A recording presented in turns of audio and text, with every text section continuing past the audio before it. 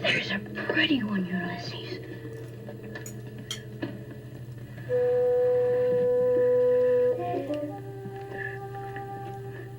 There it is. Hello BookTube, I'm Sean the Book Maniac. Welcome back to my channel. Another very rainy day, so here I am.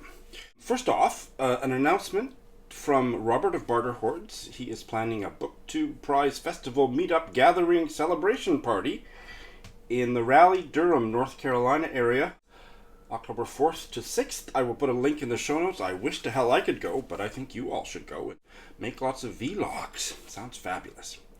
This is going to be a little bit of a different Friday Reads because anything that I've finished and most of what I've started is BookTube Prize judging books, so I can't talk about them. So there'll be more stuff in just a minute that's a little different. I can't remember if I had finished Julia O'Fallon's short story before or after my Friday Reads. Probably after. Daughters of Passion. It was okay. There's a review of Doris's in mine. I'll put a link. And then I finished 2 for the BookTube Prize. My reread of Freshwater by Akwaeke Emezi and Delia Owens' Where the Crawdads Sing. I will have a full review of this that you'll be able to see whenever the semifinals thing is over. I don't think I'm going to film another review. I'll just comment on this in my wrap-up of the BookTube Prize judging at the end of July. So I've started 3. One is for the BookTube Prize, my reread of Tayari Jones's An American Marriage. And a ways into this, the next short story of the Faber stories that Doris and I will be discussing. Tom Jones's Sonny Liston was a friend of mine. So-so. Quite so-so. So far. Oh, and I have also started this for the BookTube Prize. I'm just really scatterbrained this morning. The one that I will talk about at some length that I've started, because it's not for the BookTube Prize, is this Welsh novel, Turf or Stone by Margiad Evans. This is a buddy read with Charlotte of Tired Mama Tries to Read, Andrew Beyond the Pages, and Shawnee of Shawnee Reads. Going well. I'm not sure about it now that I'm about 40% in.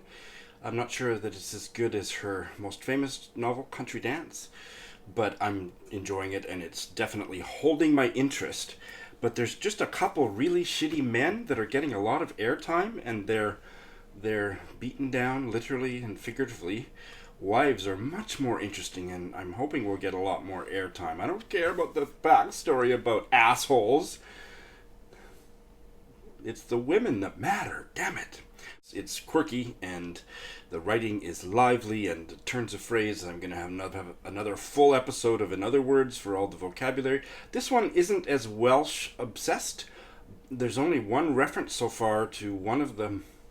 Somebody's mother is Welsh. We're not even sure yet which side of the border this is set on, because Margiad Evans spent her life kind of going back and forth between the English-Welsh border.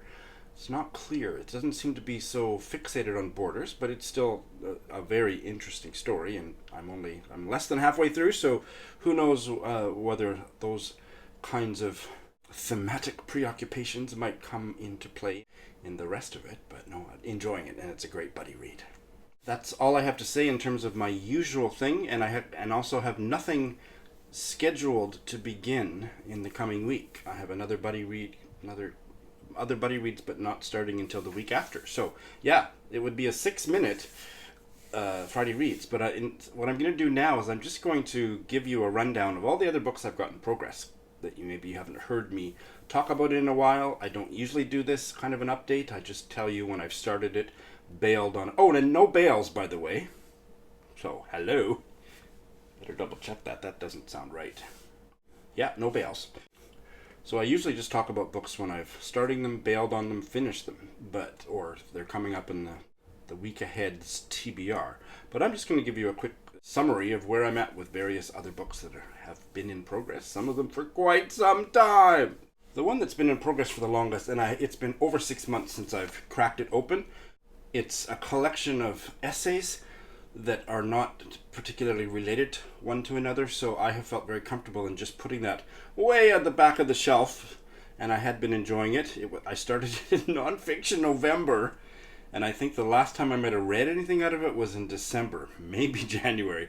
It's The Literary History of Saskatchewan, Volume 1, edited by my old English prof, one of my old English profs, David Carpenter. Had really enjoyed the essays about Indigenous Saskatchewan literature and a few of the early explorer narratives, stuff that I didn't know a thing about or very little about.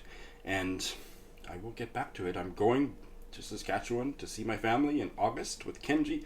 That might be a good chance to pick up a couple more essays and read them. But that one is quote unquote in progress. Not nearly as long, but still quite a long time ago I was started to read this.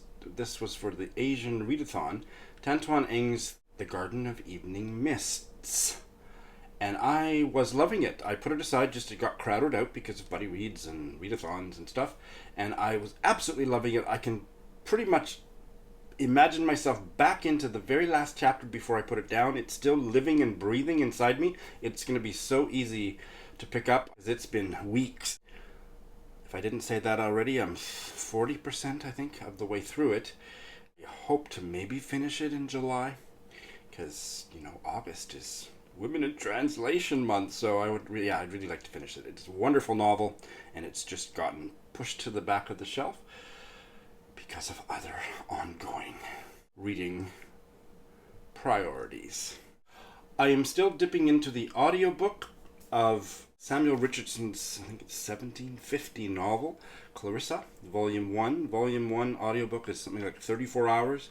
I have listened to 8%, and I do when I have time, when I'm on the bus or when I can pull out the free ebook, I follow along because there's lots of good vocabulary that's going to show up in some future In Other Words, and it's really wonderful. I'm surprised at the depth at which I'm enjoying it, so I will continue it, fit it in around the edges. Probably won't finish that until 2020. I am happy to tell you that I am still absolutely in love with Milkman. It's going to be a top read of the year for sure. I'm at the 65% mark, so I think I'm over the hump where everybody said I was going to bail. And I will say that the chapter 4, I can see where a lot of people would slump in that chapter. The first half of that chapter is so navel-gazy with no plot progression whatsoever, and it seems to be just expanding all the more extensively on stuff that had already been fairly explained in a fair amount of detail, that I did catch myself not being bored, but just thinking, okay, feel like we're kind of treading water here. And then, by the halfway mark of chapter 4, a whole bunch of dramatic stuff started to happen, so I quickly forgot about the temporary. So I can see, and there may be more of that where I feel like it's going on too long, but I don't care about. It doesn't matter. This is just all my favorite books have flaws, and I can barely remember what I just said about this book's flaws. That's how important it was. This book is incredible. I will finish this up next week. I'm still loving The Pisces by Melissa Broder. I had forgotten until I think it was Britta's version of the Alphabet Soup tag where she reminded me. She spoiled it. No, I just have a poor memory.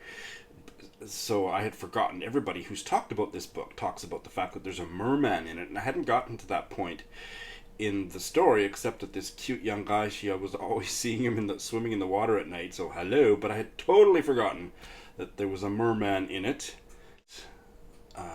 That's actually an ability of mine that I treasure, that I am able to consciously kind of flush out details that I've heard about a book. Like, I don't read the back cover, I don't like to listen to too many reviews and then I want to wait until enough time has passed, but I do have a pretty is this a skill, or is this just early onset something forgetfulness that I can just forget stuff I've heard quite skillfully.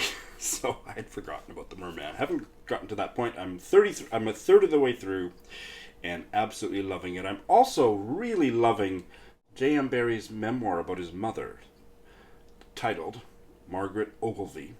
I'm a third of the way through that, and the writing is gorgeous. I remember reading Peter Pan in my 20s. I had never read it until I was in my mid-20s, and I didn't like the writing. That was one of my first where I thought children's literature just kind of makes me cringe because I didn't enjoy reading it at all.